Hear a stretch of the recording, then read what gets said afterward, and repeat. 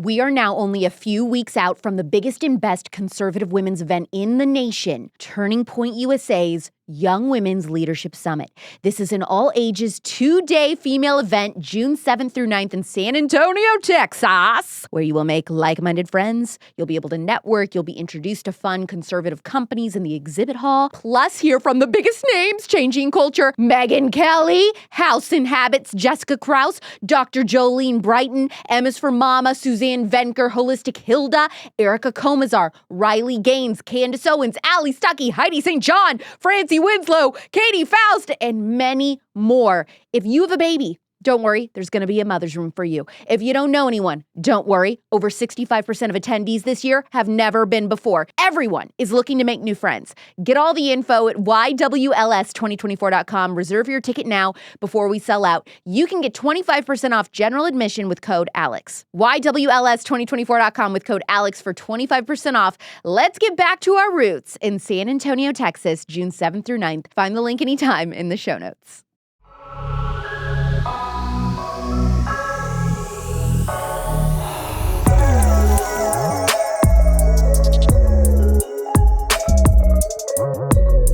There are 50 million 20-somethings that deserve to know what psychologists, sociologists, neurologists, and fertility specialists already know. That realizing the importance and significance of life decisions you make in your 20s is one of the simplest yet most transformative things that you can do for work, for love, for your happiness, maybe even for the world. This is what my guest, a clinical psychologist who specializes in working with young adults, believes. She is issuing an alarm that telling young people 30 is the new 20 is completely counterproductive and really setting them up for failure in all aspects of life, not success. In this provocative talk, my guest says that just because marriage, work, and kids are happening later in life doesn't mean that you shouldn't start planning now. You'll hear up-to-date research on work, love, the brain, friendship, technology, and fertility. She is the international best-selling author of The Defining Decade and her latest book, The Twentysomething Treatment. Her TED Talk, Why 30 is Not the New 20, has been viewed more than 10 million times. Watch this interview on the Real Alex Clark YouTube channel and subscribe for more content from me like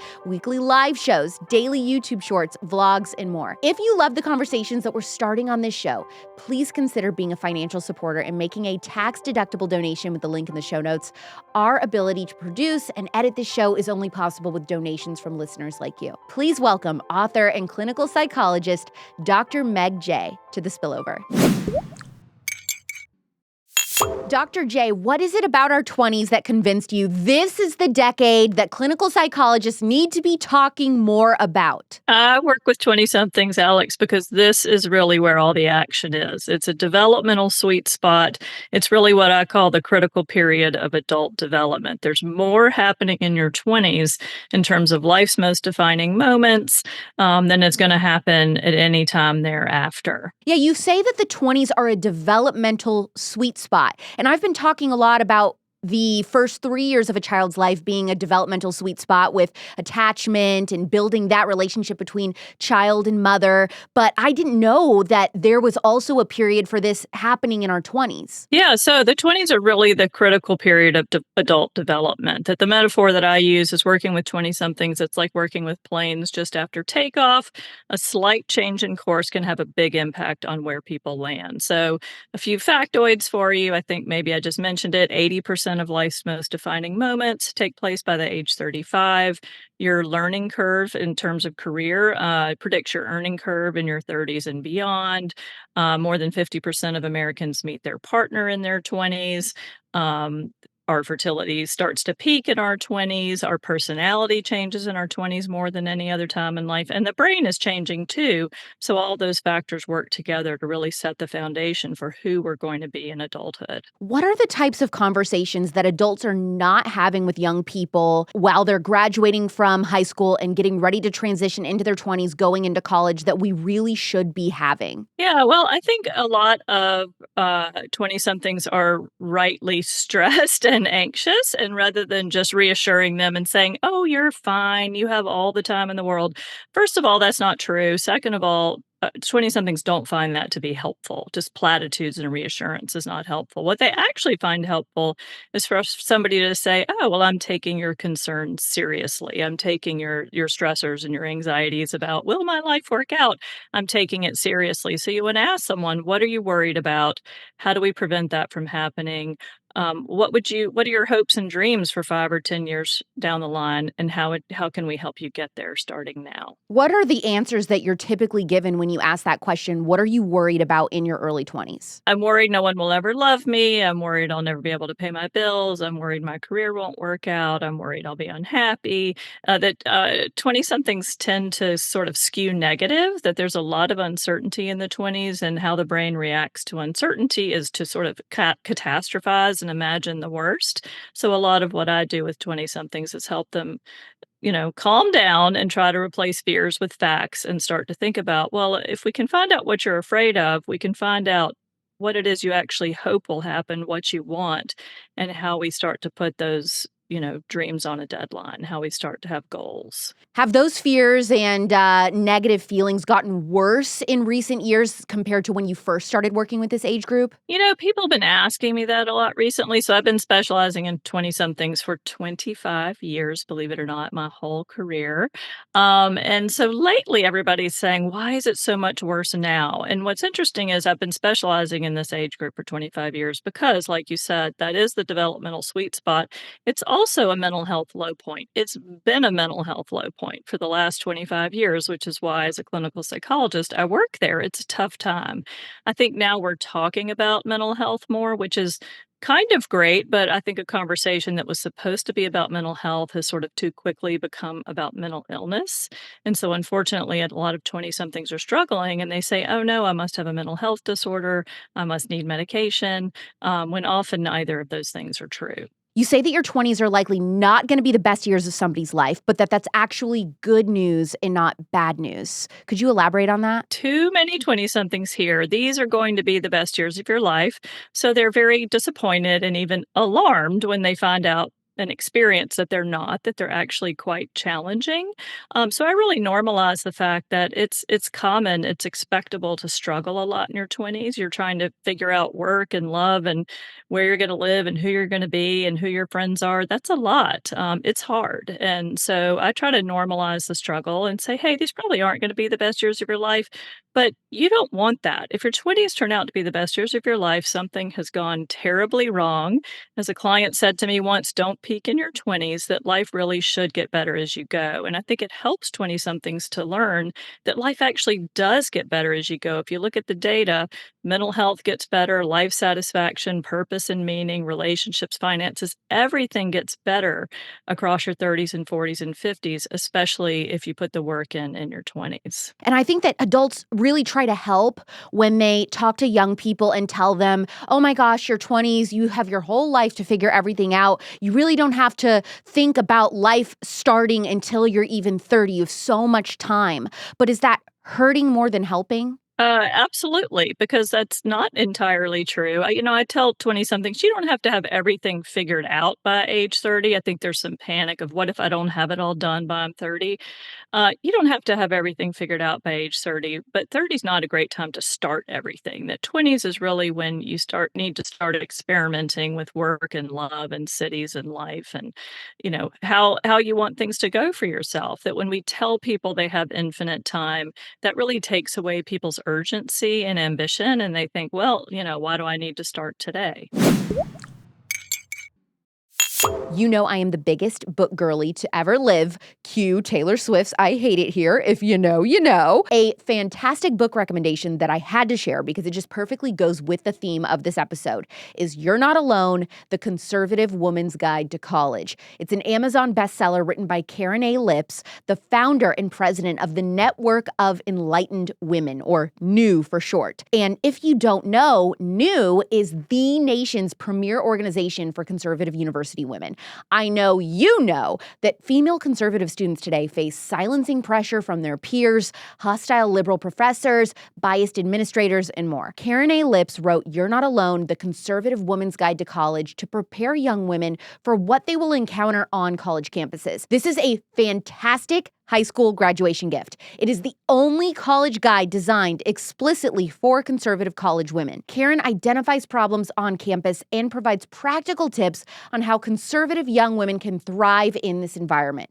You will also hear stories and advice from real-life conservative college women. In the Amazon best-selling You're Not Alone, The Conservative Woman's Guide to College, you'll discover chapters that focus on topics like picking a college major, running for student government, building a community, dating in college as a conservative, and more. This is an essential guide that conservative college women can turn to when they have questions about handling specific situations on college campuses. Buy it for your daughters, yourself, or conservative graduates in your life that are going to need some encouragement. Code ALEX will get you 20% off your copy at enlightenedwomen.org. That's code ALEX for 20% off your copy at enlightenedwomen.org. Find the link in the code in the show notes.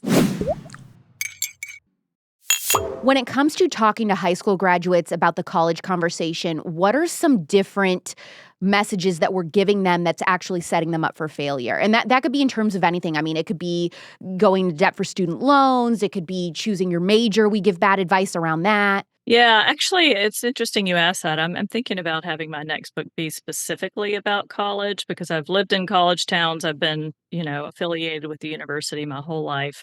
And I have a lot to say about college. So maybe we'll do that on another podcast. But my basic thoughts are that unfortunately, not enough colleges give students basic good starting advice. So I'll give you 2 or 3 really great starting college tips. They might sound obvious, but you would be shocked at how many college students aren't doing these. The first is go to all your classes. That might sound like really basic, but I'm sorry to tell you, parents who may be listening, most college students aren't doing that. And so that in and of itself creates a lot of anxiety around, oh no, I don't know what's happening. I'm behind. I'm cramming at the last minute. So for a lot of college students, it's really about going back to basics. Don't think about who you want to be forever, what you're trying to do forever. Really just think about what do I need to do to sort of learn in college the skills I need to do well in my 20s and beyond. So that means showing up for classes. That means preparing. That means, maybe getting some sleep. That means learning how to make friends, learning how to handle problems, learning how to ask for help. So I think in college, we can learn a lot of the skills that we need for the 20s, but college is also a time when you can really get by on, life's worst habits. Are you seeing more young people opting to skip the college experience entirely? I think that's going to be a really interesting question across the next 5 years or so. I definitely see more people talking about that. Now, I work at a university, so I'm not seeing the people who aren't coming. Um, but I think more and more parents are talking about that. I think it's going to take a leap of faith for them to say, "Oh, well, we're just not gonna do that." I think there needs to be a what else? Well, what are the real viable alternatives to college? Or is it a vocational school? Is it a certificate program? Is it community college?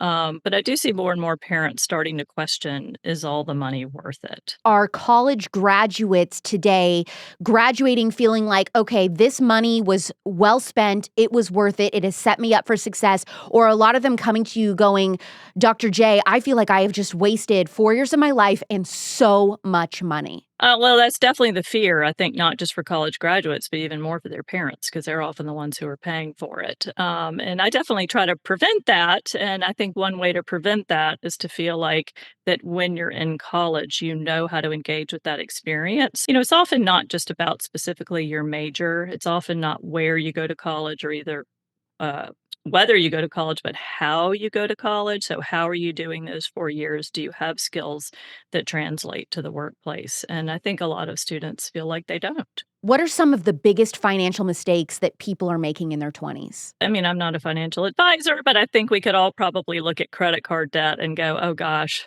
please don't. So I think credit card debt, you really have to be careful of. And of course, the young adult brain is very sort of here and now focused and has a hard time kind of imagining, how things add up. And I'm not just talking about money, but even choices and consequences, how those add up across 5 or 10 years. So it's pretty easy for young adults to get into some pretty gnarly credit card debt.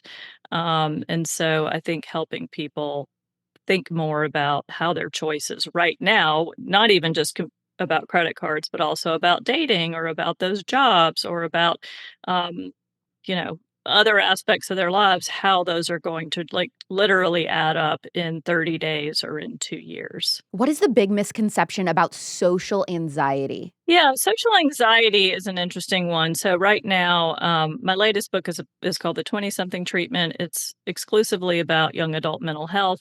Social anxiety is the fastest rising diagnosis among young adults. Now, I say diagnosis because that doesn't mean that they have social anxiety disorder. It just means that's the thing they're most likely to be diagnosed with. The reason for this is it's shockingly easy to be diagnosed with social anxiety disorder as a young adult because the criteria are I worry too much about what other people think about me. I'm worried about being judged negatively. I worry about, speaking in public places or in social situations.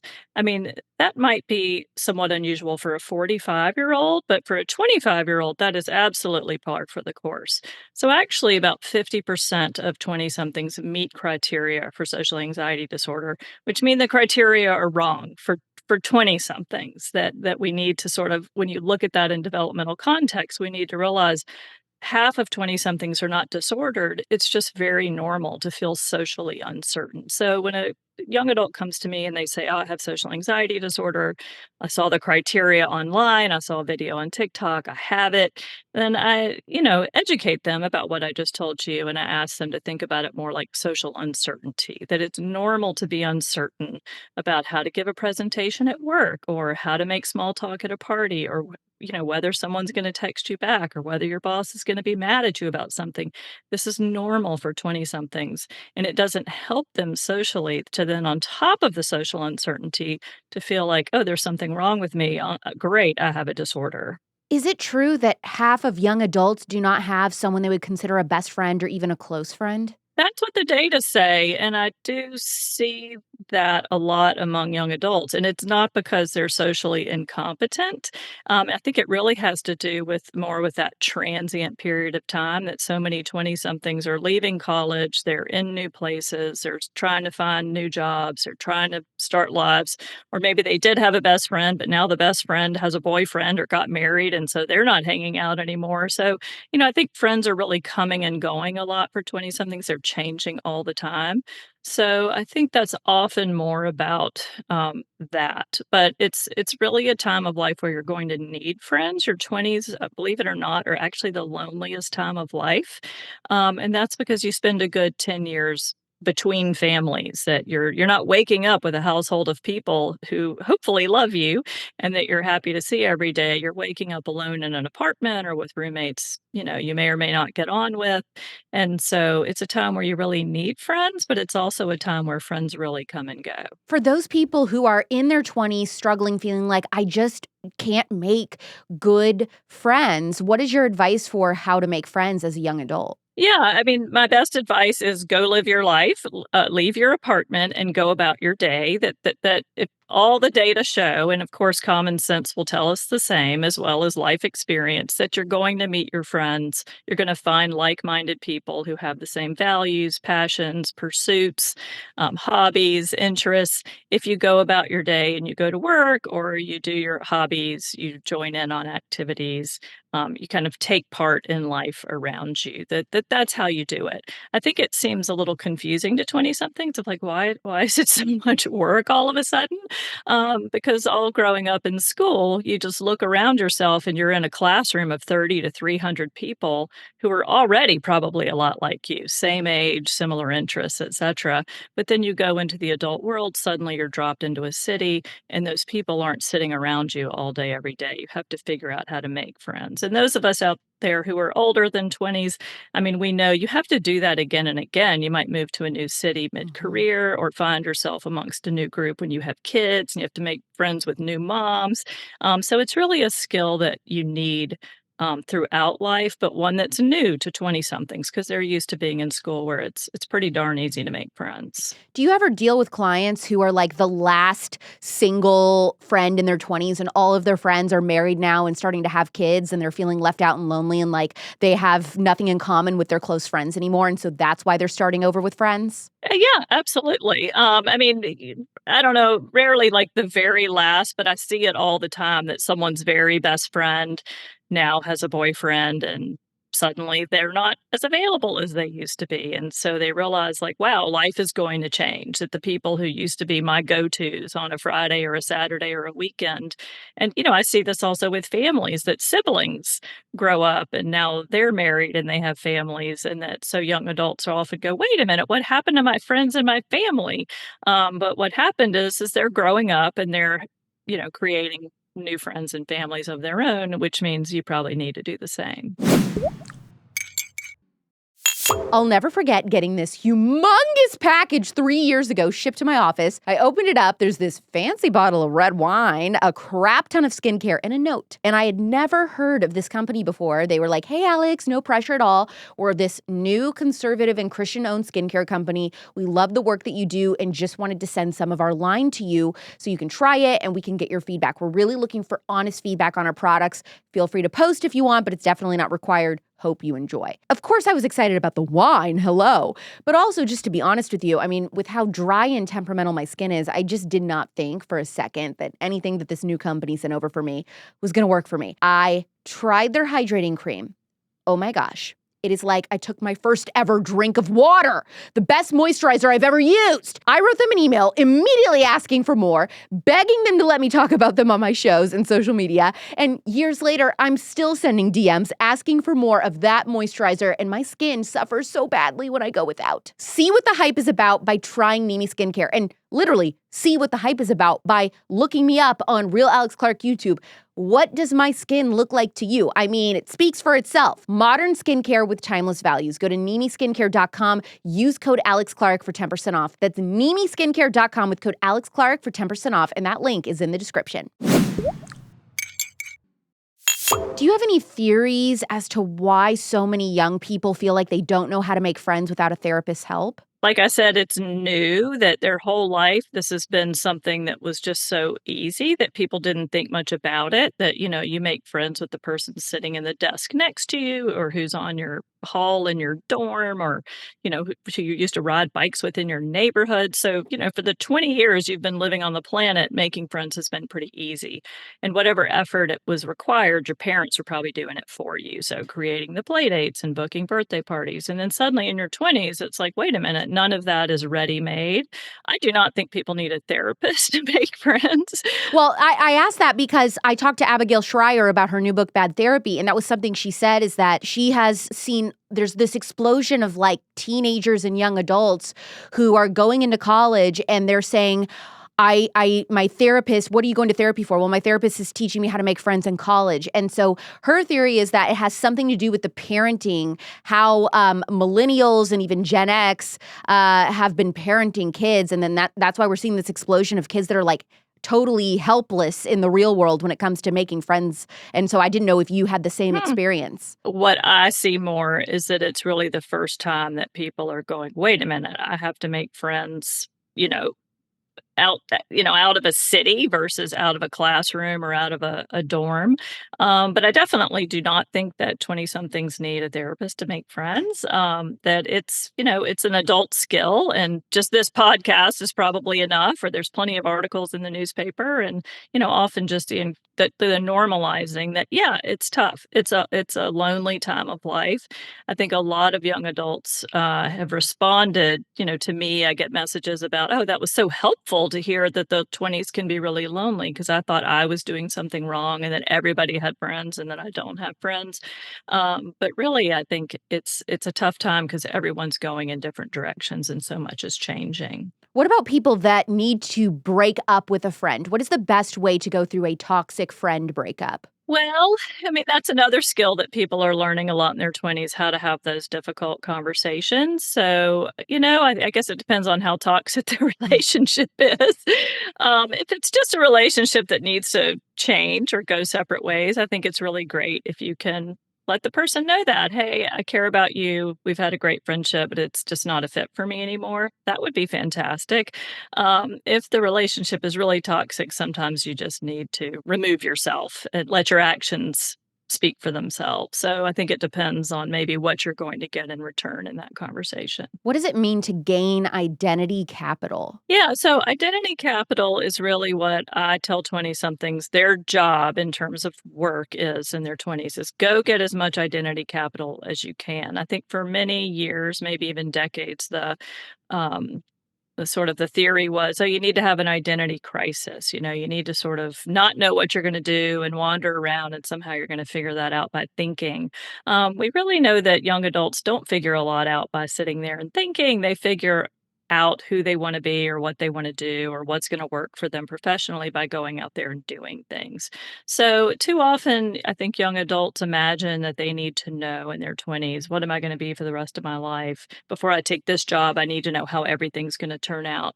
When actually, on average, 20-somethings will have 9 different jobs by the age of 35, and most of them end up doing things they'd never even heard of or that maybe didn't exist when they were in college. So, this idea that you can ask a college student, what do you want to be for the rest of your life? And you've got to figure that out before you start doing something makes no sense.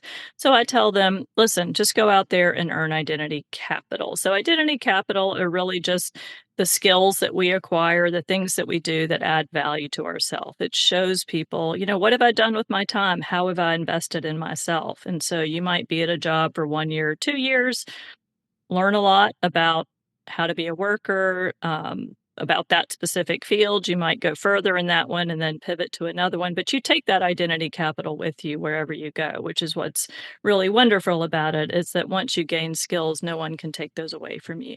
What are the weak ties in your friend group, and how are they critical to success in life? Weak ties are critical to success in life, and they're not just in your friend group. Weak ties are anyone you've ever met and everyone they've ever met. So your strong ties are really sort of your best friends and family. Your weak ties are all the other people that you, like I said, have ever met and everybody that they know or even are weakly connected to. And the important thing about weak ties is that I tell 20-somethings, your strong ties are your most supportive figures in your network. They're the ones who are going to bring you soup when you're sick or take you to the airport. Your weak ties are the most transformative figures. And that's because they're not your best friends and family. They have different lives, different perspectives, different experiences, different pasts. So they have access to information and opportunities that your best friends don't. Or if they have whatever your best friends know, you've already heard it by now. So weak ties are almost always where the new apartments come from, the new job ideas, the new people to date. Is that where meeting your spouse usually comes in, is from weak ties? Well, I mean, I think these days I'd have to look at the data. I want to say it may be about 50% online, internet dating. And then the other 50%, I think often does come through friends of friends or, different weak ties. So, but it isn't even just partners. It's also new apartments, new ideas about jobs. Actually, that weak tie data came from a study that was done in Stanford now many years ago. But what they found was that the majority of people who had found a new job got the lead through just an acquaintance, but not through a close family or friend. And so that really helped that person sort of hatch that theory called the strength of weak ties, which is about if you want to figure out something new or find something new or meet someone new, you've got to cast a wider net than your friends and family. A lot of Facebook groups, I think, are like a perfect example of that. Niche interests or your state or your city, and then, reaching out to those people who, couldn't that be considered like a weak tie? Like you comment back and forth on each other's posts in some Facebook group. You don't know them really, but being like, hey, I'm looking for a job. This is my specialty. Do you know anyone? That's a perfect weak tie. And I cannot tell you over the years, you and I could probably talk all day about different stories we had in our lives of that's where this job came from. That's where this idea came from.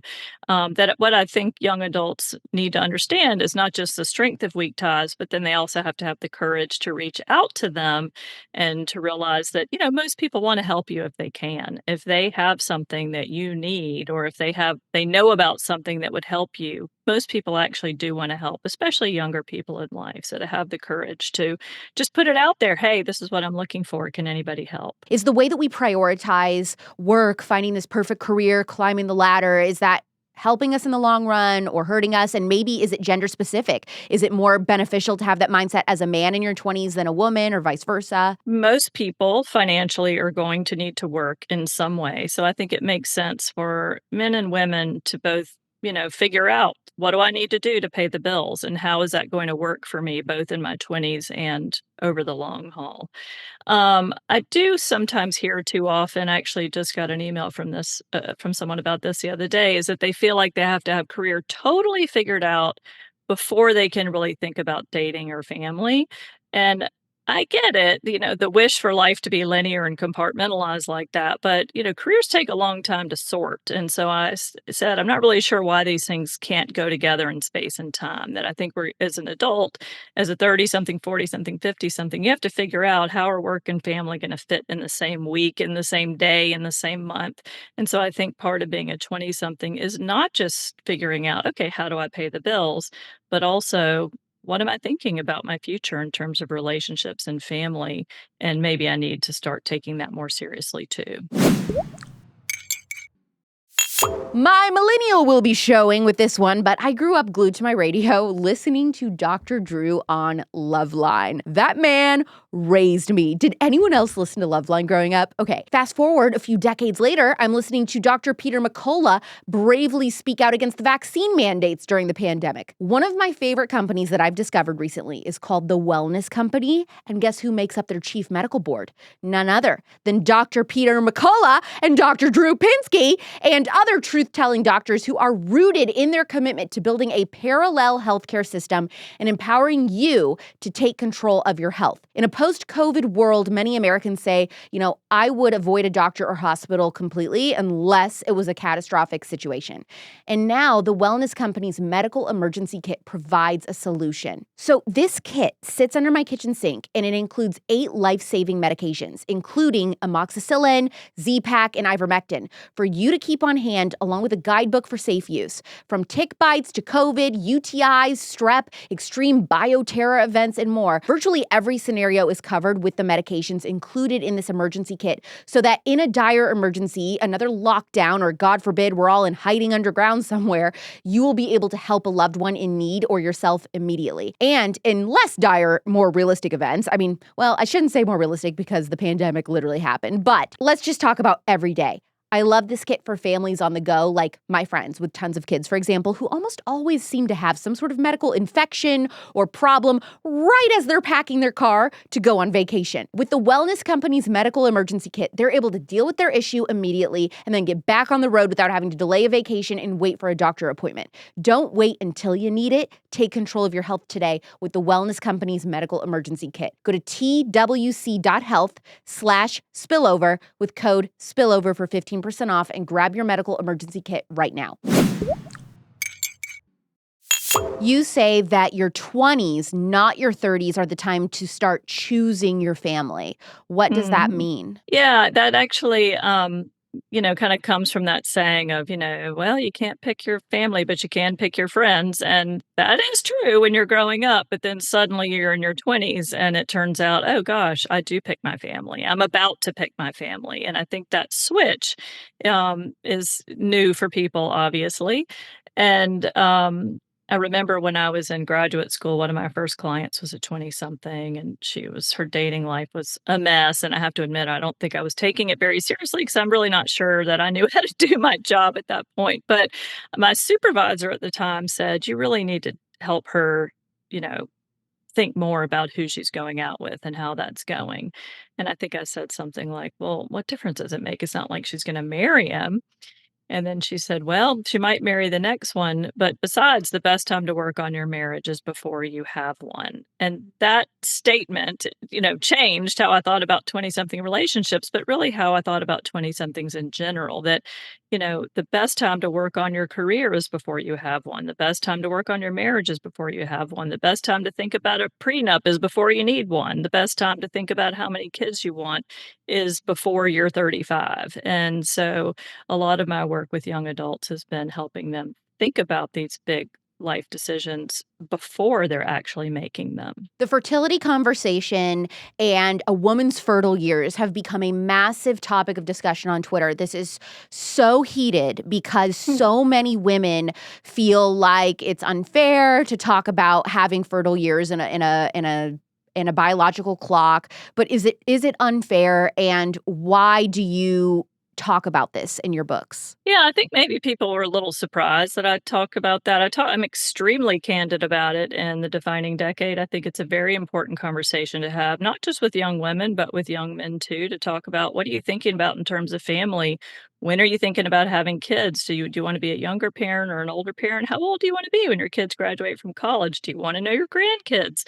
So these are all questions you really do have to start asking yourself, in your 20s, early 30s for sure. I think people were surprised that I was asking those questions because I got my graduate degree from UC Berkeley, which everybody knows is a very liberal place. I'm a feminist, but I was certainly taught that feminists want families too. And I think it's actually very empowering to teach young women about their bodies and for them to educate themselves, and young men as well, about their choices and how those are going to impact themselves over time. To me, it feels like the modern feminist movement wants to pretend like our biological clocks don't exist, and somehow that idea of thinking is more feminist. But I just feel like that's doing a disservice to women, because you have then what you're describing is these women that get into their late 30s, then they think, oh, well, now it's time to start a family, because this is what I've been told, that 20s are for career and fun, and 30s, late 30s, early 40s, that's when you start a family. And then what you're seeing is this influx of young women who are now relying on, IVF, surrogacy, all of these expensive fertility treatments that are not guaranteed to work or give you a child. And they feel like, I was robbed. Why didn't anyone tell me this? Yeah, I mean, obviously, I don't have a horse in the race on whether or when people have kids, but I do have a horse in the race on educating young adults, giving them all the information that they could possibly have so that they can make decisions that they'll feel good about when they're in their 30s and 40s and 50s. Because another thing I think that we do culturally is that we act like managing to get pregnant is like the end. Like, okay, boom, did it. That's it. But then we have those kids and realize, shoot, I definitely want to be around another 30, 40 years. Like, I want to stick around for this. I'm not done. This is really the beginning. So I Yeah. think we have to not just be thinking about what is the age at which I want to start a family, but what are the ages I want to be as my family grows. Let's talk about love and heartbreak in your 20s. Yes. If you are in your 20s and you're in a serious, like, committed relationship, what are the best conversations to be having with your partner? Well, in The Defining Decade, which was my first 20-something book, I have a new chapter because the updated edition came out in 2021. It's called 29 Conversations. I wish I could remember them all, Alex. But it's everything from, are you a religious person and do you want me to be a religious person, to what do you think about vacations? Is this something you spend a lot of money on or not a lot of money on? Do you want to have kids? When do you want to have kids? Do you want to be married, or is that not your thing? That I think sometimes, we feel like it's too soon to have those conversations, and then we don't have them and don't have them and don't have them. And then it kind of feels like it's too late because people feel like, well, shoot, I'm already with this person. Even if I don't like the answers, maybe I'll just stay. Do you think that there is an epidemic of women willing to stay in relationships in their 20s for too long without moving towards engagement? I think that both women and men get kind of caught into what we call lock-in, that, it's sort of you move in together or you together every weekend, and then that's what you do, and there's this real fear of starting over, of what if there's not someone else out there? I don't wanna go through this. I don't wanna have to get a new place. I don't wanna have to buy a new couch. And so, both women and men who realize, like, this relationship is maybe not the one, can drag on quite a bit longer than maybe it should have. I tell my clients, if there's a relationship you don't wanna be in 5 years from now, you really have to ask yourself why you're in it now. What you just brought up about how how like some people, they're in this relationship for years and years and years in their 20s. And it's like the reason they stay in it is because one, they have a fear of what if there isn't anyone even better than this? So they're kind of settling. But also they're like, but it would be such a burden to try to figure out a new place to live. Who's going to get the TV? Who's going to get the couch? Who gets the dog? And so for that reason, do you feel like we should not be moving in with our significant other as quickly in our serious relationships in our 20s? Yeah, I tell young adults it's not whether you live with someone, it's how you do it. So the data show that people who decide to move in together thoughtfully, so usually that's after some period of time and they have a conversation of, hey, why are we doing this? Are we doing this for the same reasons? Do we have the same ideas about where we might be a year from now or 2 years from now? That those couples can do fine. It's the couples who, and the data show a lot of people do this, they move to get in together very early on. There's not really a conversation about it. It's more about convenience and fun. And then 6 months later or a year and a half later, when the relationship isn't going so great, their lives are intertwined. The person feels like, I don't have enough money to buy a new couch. I don't know where I'm going to find a new apartment. I don't want to have to start all over again. And then they end up staying with that person. No, I'm not suggesting they necessarily marry the person and, go on to be miserable forever, as much as that relationship might drag on longer than it would have otherwise had they not been living together. So I tell clients to really be aware of the downsides of moving in with someone. The upsides are obvious. It's more convenient. You have permanent access to your friend and your lover and, everything that goes with that. But the downsides can be is that we can get quite entangled and it can be harder to decide this isn't the right person than maybe we think. Speaking of graduates or being in your 20s and moving out on your own, what better way to set up a young woman for success in her new space than gifting her a cute, non-toxic gift basket with items for her dorm or apartment? ALEAVIA is my #1 recommended non-toxic organic body skincare line.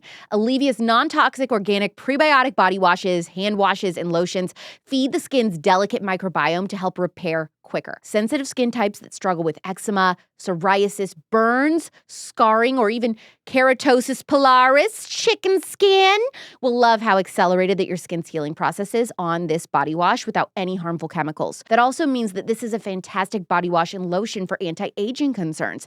Not that a college-age girl has those, but you might. She can put the hand wash in her kitchen and bathroom. We've got to start telling young women about eliminating harmful endocrine disruptors from her home. With less than 10 ingredients in each product, ALEAVIA is the best of the best and has incredible natural and never artificial scents. Cranberry, lavender, green tea, honeysuckle, and citrus. Green tea honeysuckle is my absolute favorite one. I've never smelled anything like it anywhere else. Go to ALEAVIA.com and use code ALEX15 for 15% off your order. That's ALEAVIA.com with code ALEX15 for 15% off your order. Find the link in the description. Why is a broken heart a sign of health and not depression? You're doing a really good job of moving across my 2 books, Alex. You've done this before. So yeah, I talk about that in my most recent book, The Twentysomething Treatment. The #1 precursor to feeling depressed in your 20s is big shocker, a breakup, that most 20-somethings are going to go through a difficult breakup in their young adult lives, and they often have a big impact on us, as they should. And so too often I have clients come into my office who are struggling after a breakup. They're crying all the time, don't want to get out of bed, they're not eating as much, nothing seems as good. They're pretty bummed out. They're pretty depressed. And they say, or they're told, that they have major depression. And then they feel like, great, on top of not having a partner, now I have a mental health disorder. So I often reframe that and say, I don't think you're depressed. I think you're grieving. That if you really love someone, you really thought you were going to be with someone, and now you don't have that person in your life anymore, that's actually a healthy sign that you're sad about it. That means your attachment system is working. That means you let yourself love someone. You let yourself be sad that they're gone. We also know you're probably going to feel better. in a few months, if even though it feels like you're never going to. We do know that you're probably going to get through this grieving process, and you're learning that this, unfortunately, probably not going to be the last person in your life that you lose in one way or another. So often those first breakups teach us, not just about how to choose someone better for us next time, but also how to grieve, and we're going to grieve again. It seems like it's becoming more abnormal to not be on antidepressants as a young adult. In your opinion, what is responsible for this uptick in prescriptions, and should that be concerning to us? I am concerned about the prescriptions for young adults. I mean, it still is a minority. So I think about 25% of young adults are on a mental health med. That said, being on antidepressants are the number one most common prescription medication you will find in the medicine cabinet of any adult between the ages of 20 or 60. So they're very widely prescribed. It concerns me because I feel that oftentimes the conversations that are had with young adults before they go on antidepressants are too short. So, something like 80% of the prescriptions for antidepressants are written by GPs, and no offense to GPs, but they often are sort of forced to work in these 15-minute appointments. So, in a 15-minute appointment, you hear that someone is struggling and sad and not feeling great or feeling anxious or whatever the complaints are. And all you have time to do in that period is write a prescription for an antidepressant rather than find out from the person what's going on in your life, what might have caused these things, is there anything we need to change or skills that you need to build. So oftentimes young adults go on antidepressants without much consideration of their situation, and they often aren't educated about the downsides. Yeah, Every mental health medication has side effects. including anxiety and depression and suicidal thoughts. Well, yes. What I see most often with antidepressants are that, yes, they make people feel less bad. Sometimes, but oftentimes they don't even accomplish that, but they often sometimes make people feel less good. So they sort of dampen all emotions, both the not so great ones and the great ones. So oftentimes 20 somethings don't like that when they discover that what's happened. They can cause weight gain, sexual dysfunction, and then create a dependence in that when people try to go off of them, their brain doesn't like that. It can have a difficult reaction to people trying to wean themselves off their antidepressants. And so then they often panic and go, oh my gosh, I really need these. I've got to go back on. And so they can be harder to come off of, I think, than young adults are educated about. And that's something that I've tried to do in the 20-something treatment. I have a chapter called Why Medication is Not Always the Best Medicine. And it's not saying that it's never a good medicine, but it's not always the best medicine for young adults. That oftentimes we need to look at what are the skills this person needs to be building? What is it about their situation that has become difficult? What are the changes they need to be making? Am I crazy, or does it seem like way more young women than what I've seen in the past are saying that they have borderline personality disorder or they're bipolar? That is a thing. I think we have social media to thank for that. So, we used to call this 20 years ago, we called it medical student syndrome when young medical students would, start going through the textbooks and read about different physical or mental health disorders and go, oh my gosh, I have that. Well, now all that information is available online and in these, short, interesting snippets on social media, which is, both good and not good. The not good part of it is that we've got kind of medical student syndrome happening everywhere where people hear about things and go, oh my gosh, I have that. So, some of the symptoms of borderline personality disorder are unstable emotions, unstable relationships, unstable identity, unstable ways of coping, which for a lot of 20 somethings really sort of sums up their existence. I mean, that it's a very unstable time of life, and people are trying to sort out, how do I manage my emotions? How do I manage my relationships?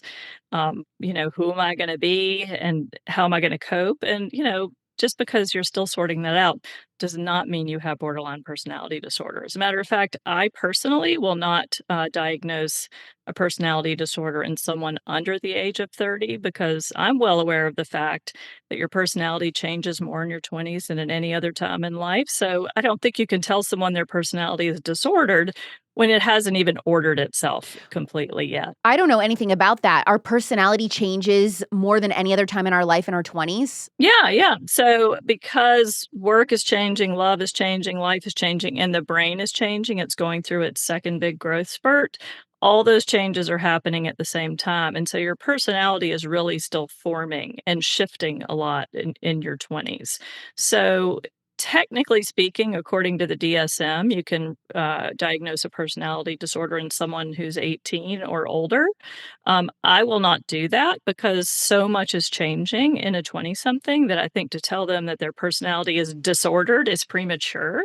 I'm actually in the business of preventing personality disorders, not in labeling young adults with them for life. When I would take personality tests in my teens and early 20s, I always got like extremely extroverted type of personality, ENFJ, whatever. Now I'm 31, and when I take these tests and also just assessing myself and being self-reflective, I definitely feel like I am way more introverted than I was when I think back to being in high school and then in my early 20s. So could that be part of my personality shifting, that now I'm a little bit more settled and I am more introverted than I used to be? Absolutely. I mean, especially the settled part. I mean, for anyone out there listening who's out of their 20s, I mean, look back on your 20s. I mean, I think we all remember being way more volatile and way more anxious and way more stressed and depressed and way more unsettled. That's what happens in the brain when it's dealing with so much uncertainty, and that is normal. That we know that mental health gets better when life gets better. We settle down on the inside when life settles down on the outside. And so it's very common for young adults to feel emotionally unsettled. That does not mean that they have mental health disorder. I mean, I think the thing to really understand is that it is very easy for a 20-something to meet criteria for mental health disorder, which is a problem of the DSM, that they don't, it does not take age into account at all. So someone is correct in saying, well, I meet all the criteria. And I'm thinking, well, I know you do, but that's because the criteria really aren't great and they're not taking your developmental context into account at all. And I'm not sure, and I'm actually thinking you probably won't meet all these criteria 5 years from now or 10 years from now. So let's not go labeling yourself for life with something, especially something like a personality disorder. So at what age are you settled with your personality? Like, okay, what your personality is at this age, this is probably what you're going to be for the rest of your life. Well, of course, that's a question that doesn't have a cliff attached to it. But, most of the data says around 30 is when, after that, people might change some based on life circumstances, but that generally you've settled down. And this is probably what your adult self is going to look like, partly because, our brains have stopped the second growth spurt. We've kind of settled into certain ways of living, habits, careers, etc. And so that those tend to kind of stay somewhat consistent. I mean, we may change some if we have a big change in our life circumstances, but we're not going to change drastically. So what I'm hearing, Dr. J, is that the fact that I am still a diehard Taylor Swift fan at 31, my audience needs to get over it. I'm not changing. This is who I am. It's a done deal. Yeah. Team hair down there or no hair? It's really your prerogative. There's not a right or wrong answer. There is, however, a right and wrong answer when it comes to what type of feminine products you're using. I get all of my pads, tampons, and panty liners from GARNUU. GARNUU is the cutest period product company that is conservative owned and completely non-toxic and uses only 100% organic cotton. I am obsessed with this company. They ship right to my door monthly, in sync with my cycle, so I'm never in a panic checking every old person's suitcase in my closet for a tampon until I can make it to the store the next day. By the way, no, there is not one singular experience in this world that you have had and no one else has had. Yes, I have dug through my suitcases last minute looking for one rogue tampon. Not only is GARNUU's packaging better than anything you're going to find at the drugstore, like it's just so cute. Their values are too. You won't be supporting a company who calls women bleeders or funds abortion. GARNUU shares your values, and instead of funding the murder of the unborn, they donate proceeds from each purchase to fight human trafficking in Nepal. GARNUU GARNUU actually means rescue in Nepali. I'm telling you, there is not a cooler period company. And these are items that you have to buy every month already. So stop giving your money to people that hate you. Fund the parallel economy with me by getting your period products from GARNUU. They've got period cups also, and also my favorite merch. Dead serious, their hoodies are everything. Go to GARNUU.com today and use code ALEX for 15% off. GARNUU.com with code ALEX for 15% off. Find the link in the show notes and have a happy strawberry week. What is going on with sex in young adults in America? Because I feel like the data shows that we're having less sex in our 20s, but that we're supplementing it with pornography.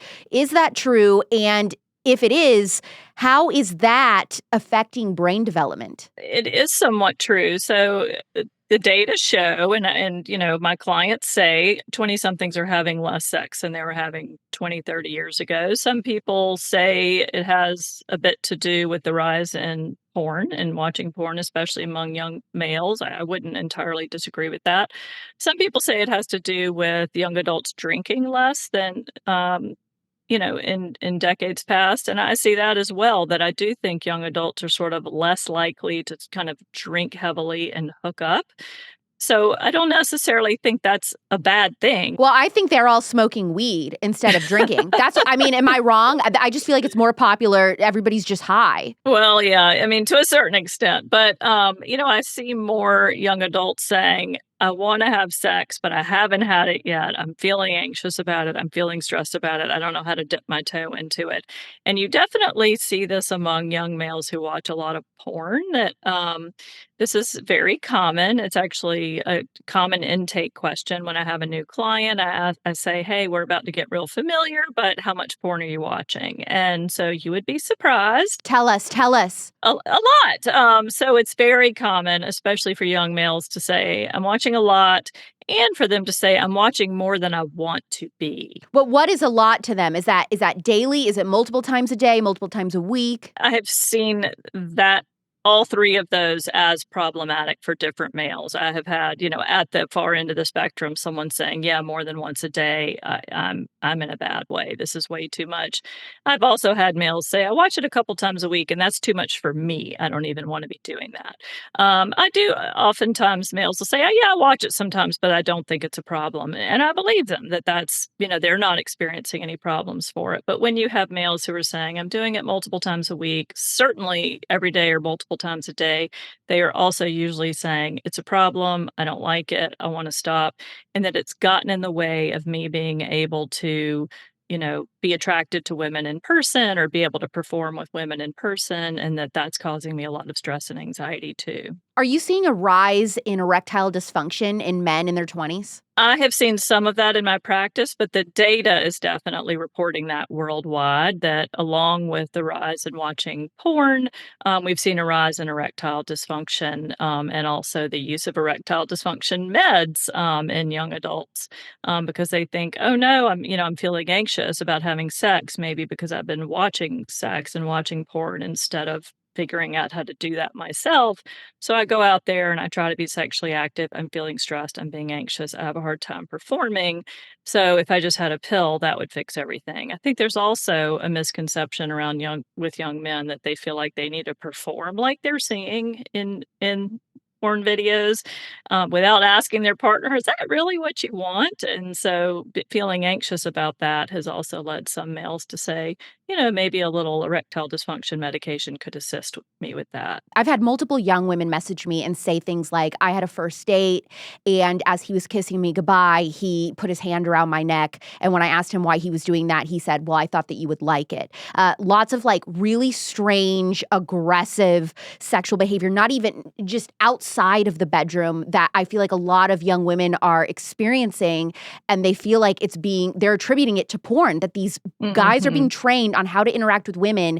They think that they're being romantic and that this is what girls want because it's what is in porn, but it's not the case. Yeah, I think we really need to be having a regular conversation with our kids or with high school students, with college students about that.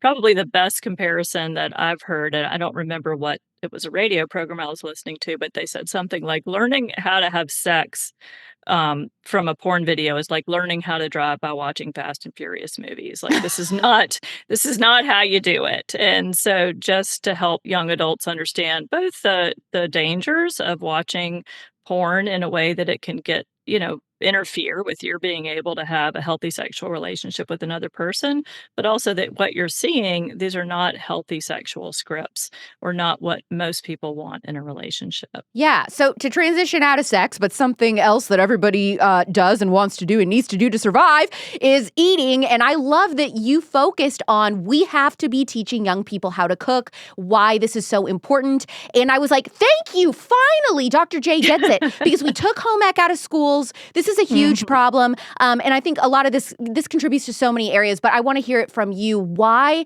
was it important for you in your books to include we have to be talking to young people about cooking? Yeah, a lot of people are surprised that in the 20-something treatment, I have a chapter called How to Cook. None of my recipes are included, but it's just more about the importance of learning how to cook when you're a teenager or in college or in your 20s. And, one reason for that is 20-somethings are very overwhelmed by like sort of all these big projects. They're trying to figure out careers, they're trying to figure out love, they're trying to figure out family, that, these are all long form projects where they're putting the work in, they're not going to see the results. And they kind of want instructions or directions. And that's not available for most, adult projects. But the good news is that's absolutely available every single day if you cook, that we have recipes, we have instructions, you can do something and you can see the results. It can be very satisfying.